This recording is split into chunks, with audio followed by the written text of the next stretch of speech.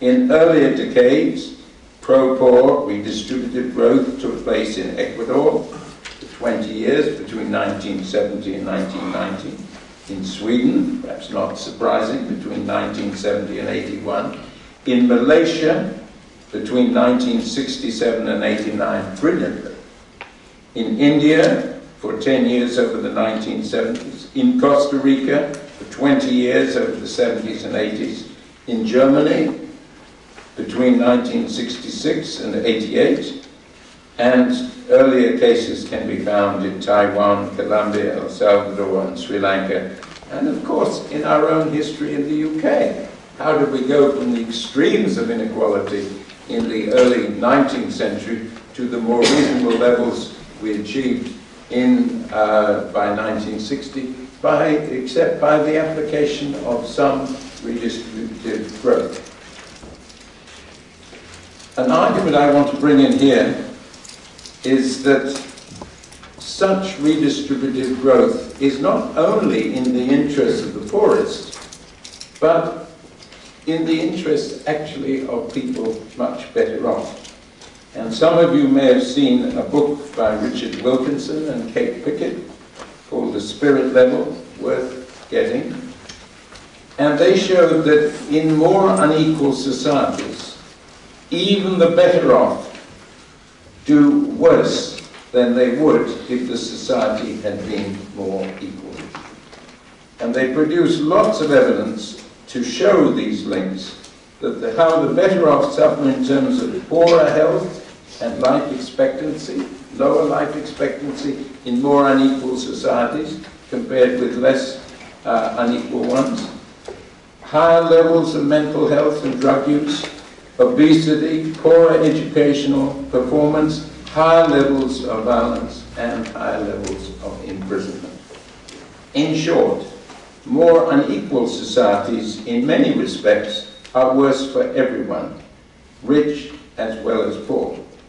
As such evidence gets better known, there will, I hope, be more support for actions politically and economically that will diminish the extremes of inequality. Okay, well, so what sort of actions would combine growth with diminishing inequalities?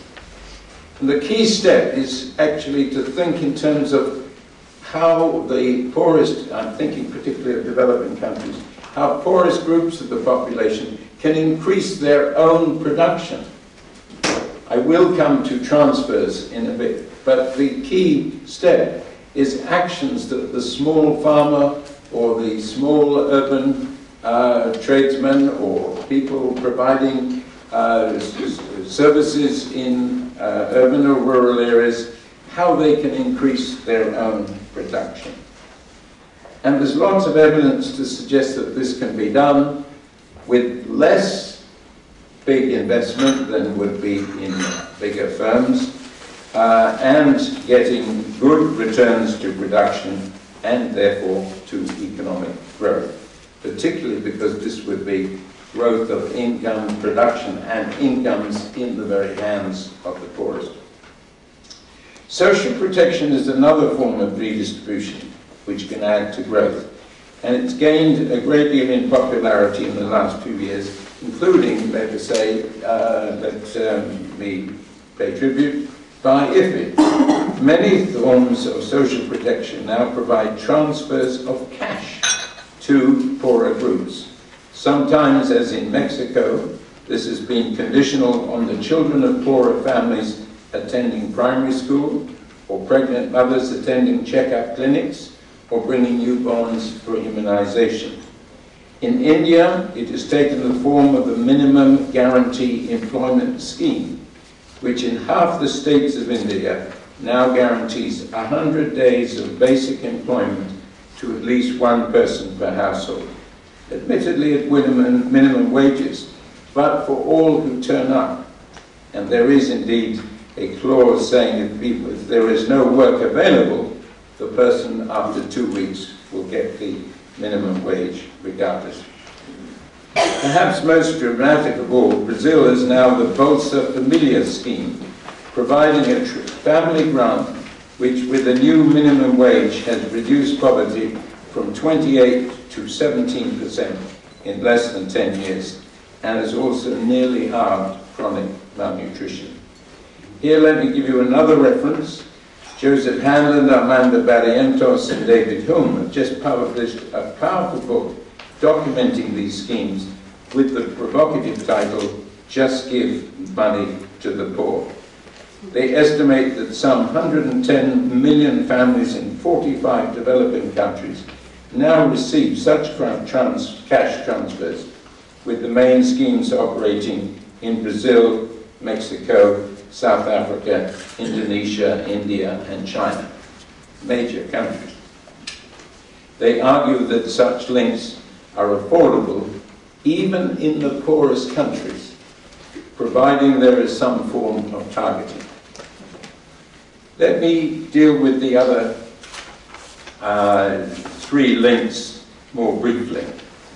The second link between inequality and the MDGs relates to the need for raising government revenue to finance the public services needed to achieve the goals of universal primary education, gender equality, primary health care, the reduction of child and maternal mortality, and other goals like combating HIV, AIDS, malaria, and other diseases. These, in fact, comprise MDGs 2, 3, 4, 5, and 6. And all do require additional financial resources, nationally and internationally. And in turn, there will need to be some form of taxation to produce the revenue. But how is that form of taxation decided? There's been a recent tendency in many developing countries in the advice given by the World Bank and the IMF, as in Britain, to use value-added taxes rather than income tax. If we accept that inequality, soaring inequality, is a problem, then we've got to get back to either income taxes or other forms of taxes that really hit the richest harder than the poorest, rather than the other way around. I want also to just say a word or two on the third example, the targeting of services to reduce inequalities in moves towards education, health, for the reduction of child and maternal mortality. If I've been giving a presentation on the MDGs and how we've done, one ought to bring out that in many of these areas, the education, the health, and so forth, there has been important progress. Indeed, more important progress than in MDG 1 on income and hunger. However, the very progress that has been made with these MDGs means that it's now with 80, sometimes 90, sometimes 70% of people in school or getting some basic health. The question needs increasingly to be asked, who are the 10, 20, 30% who are not getting this? And that's where in the very development, in the very application of the policies, there needs to be more attention to ways of reaching out to marginalized groups, to others that are left out of the school system. Again, there is experience of this, and again, the World Bank 3 years ago produced a very interesting and very informative analysis, including suggestions on how such inequalities can be met. In Europe last week, or in what was reported on Europe last week, many of the countries of the former Soviet Union and the CIS countries emphasized that often it's Roma children in Europe that are missed out of school or health or otherwise.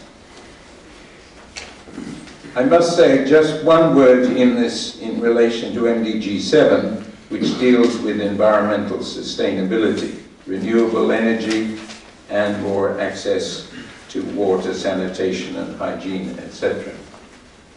We do need green growth as well as more redistributive growth. Here the link is not so much with taxation in general, but forms of taxation which embody incentives to cut dangerous emissions, to encourage the adoption of environmental protective actions, and more generally move to a structure of green economic growth as well as diminished inequality.